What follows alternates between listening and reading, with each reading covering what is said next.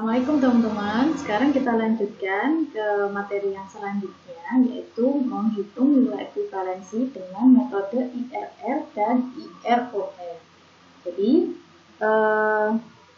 sebenarnya rate of return, ya, di sini rate of return itu dia ada banyak jenisnya.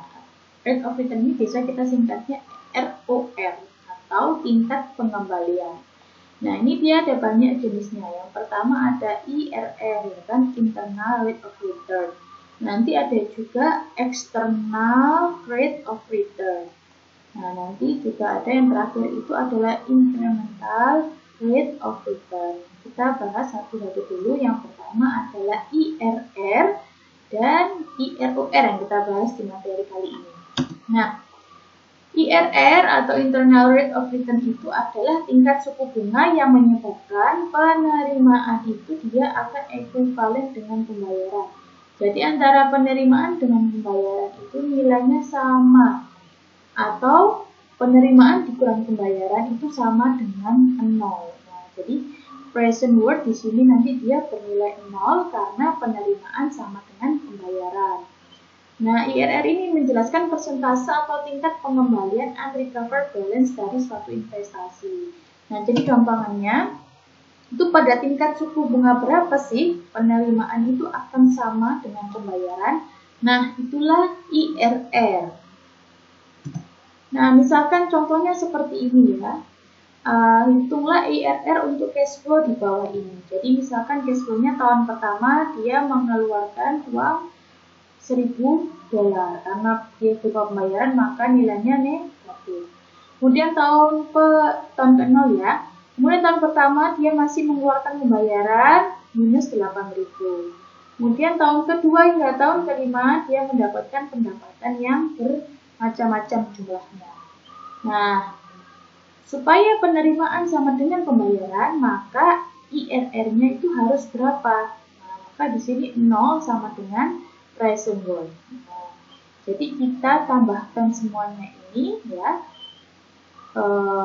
supaya hasilnya nanti 0 ya, artinya penerimaan sama dengan pembayaran.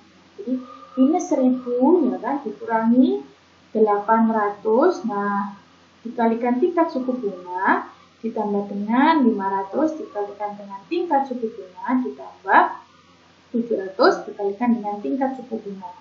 Nah, di sini I-nya inilah yang dicari. Nah, I inilah yang dicari. Berapa I dari investasi ini, IRR-nya, supaya penerimaan sama dengan pembayaran. Nah, dengan melakukan trial and error, kita coba-coba ya. Jika I-nya sama dengan 0%, berarti dia tidak mempertimbangkan adanya bunga, maka present worth-nya sebesar 900. Jika I-nya sama dengan 12%, maka present worth-nya adalah 39. Jika I-nya sebesar 13%, maka present worth-nya bernilai minus 12. Nah, berarti jika present worth-nya sama dengan 0, maka nilai I itu kan antara 12 dan 13. Nah, antara bilangan dua ini. Maka dengan melakukan interpolasi diperoleh 12,8. Nah, ini adalah contoh kasus IRR. Nah, misalkan contoh kasus lagi yang mesin jahit itu ya kan. Mesin jahit itu jika kita beli akan memberikan penghasilan 8.000 per tahun selama 5 tahun. Kemudian harga pembeliannya adalah 25.000 dan dia punya salvage value 5.000 setelah 5 tahun.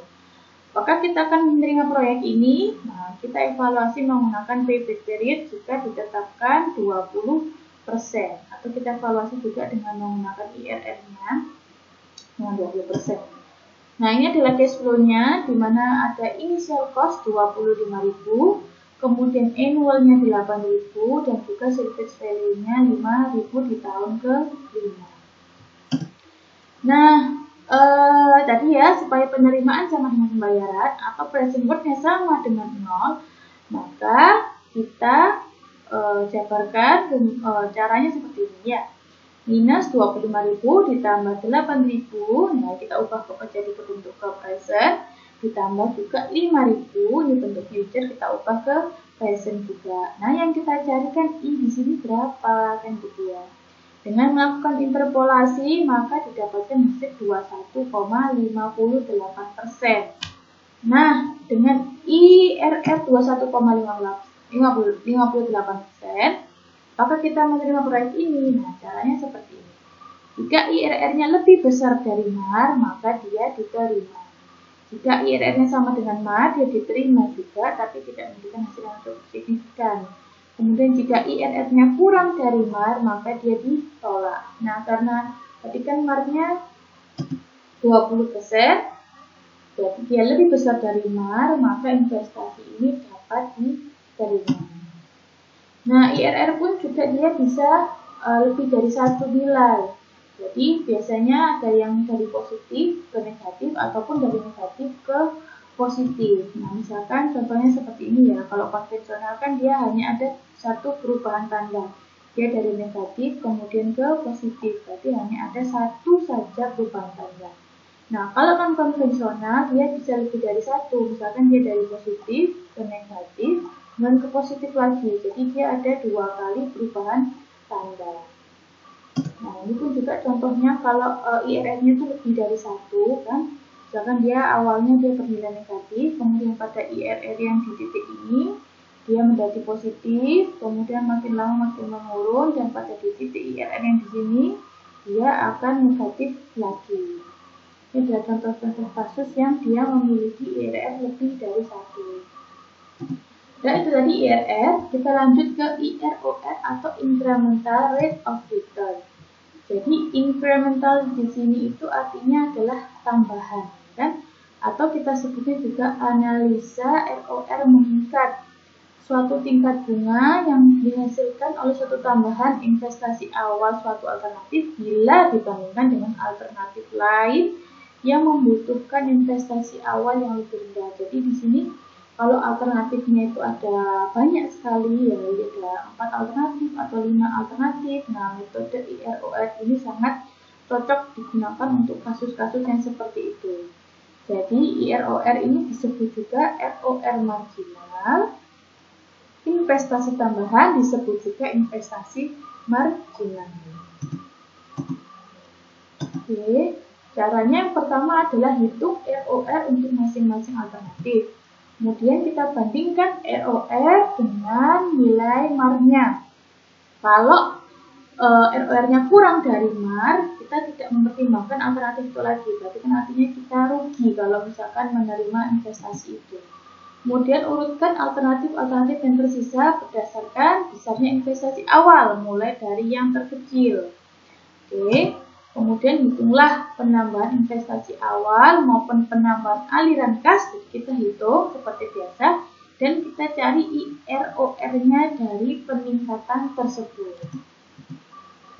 Kemudian bila IROR-nya lebih besar atau sama dengan MAR, pilih alternatif yang lebih besar. Nah, investasi yang alternatifnya lebih besar.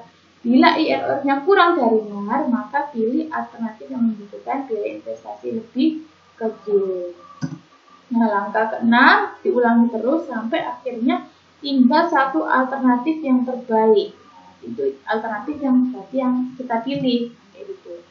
Nah, misalkan contohnya seperti ini. Ada alternatif A sampai E dengan masing-masing investasinya dan juga pendapatannya. Jadi ini adalah soalnya. Seorang investor sedang mempertimbangkan 5 lokasi untuk pengembangan supermarket. Kemudian data dapat dilihat di tabel. Semua alternatif diperkirakan berumur 5 tahun di sini. Tentukan alternatif mana yang terbaik menurut metode ROR meningkat apabila MAR-nya itu 6% per tahun. Nah, yang pertama kita hitung dulu ROR untuk masing-masing alternatif. Jadi kita hitung ROR-nya A ini berapa, B ini berapa, kan gitu ya. Jadi seperti yang tadi ya, ROR kan dia pada tingkat suku bunga berapa, penerimaan sama dengan pembayaran. Nah, berarti penerimaan kan pendapatan ya, pendapatan ini dikurangi dengan pengeluarannya dia atau pembiayaan dia sama dengan 0. Maka didapatkan tingkat suku bunganya adalah 3,81 kalau misalkan kita cari juta. Nah, I-nya ini berapa supaya dia menghasilkan 3,81? Nah, kan kayak gitu ya. Maka dengan melakukan perhitungan kita dapatkan I sama dengan 10%. Nah, kita lakukan semua untuk alternatif B hingga E dengan interpolasi. Nah, akhirnya kita dapatkan nilai ROR untuk masing-masing alternatif. Kemudian kita bandingkan ROR ini dengan nilai MAR 6%. Nah, karena ROR-nya ini semua lebih dari 6%, kan, maka semua alternatif ini akan kita pertimbangkan karena dia memiliki kemungkinan untuk mendapatkan keuntungan kalau kita menerima investasi itu. Tapi kita belum tahu mana alternatif yang terbaik nih. Nah, kayak gitu. Nah, kemudian kita urutkan alternatif yang ada berdasarkan besarnya investasi awal. Jadi yang kita lihat ada investasi awal. Kita urutkan dari yang paling kecil. Nah, yang paling kecil kan B, kemudian D, kemudian C, kemudian A, dan terakhir paling besar investasinya adalah E.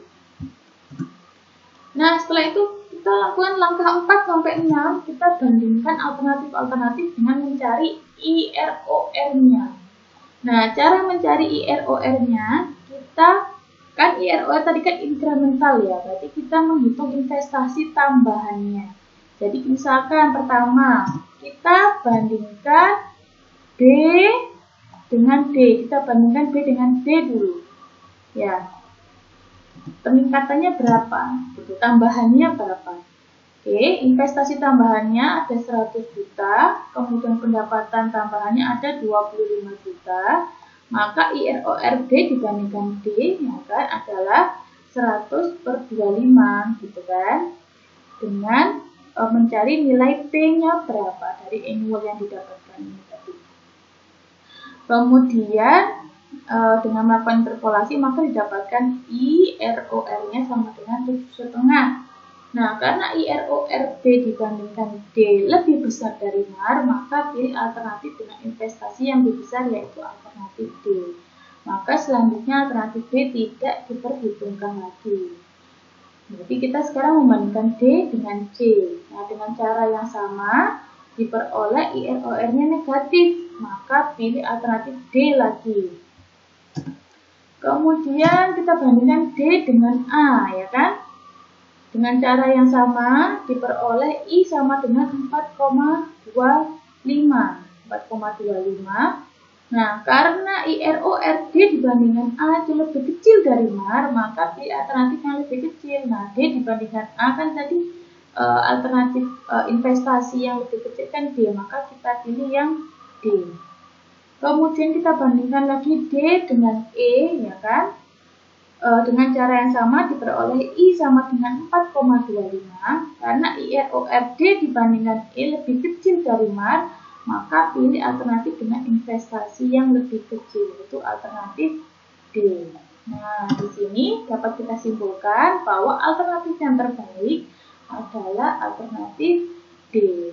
Oke, sekian dulu tentang IRR dan IROR. Semoga bermanfaat. Wassalamualaikum warahmatullahi wabarakatuh.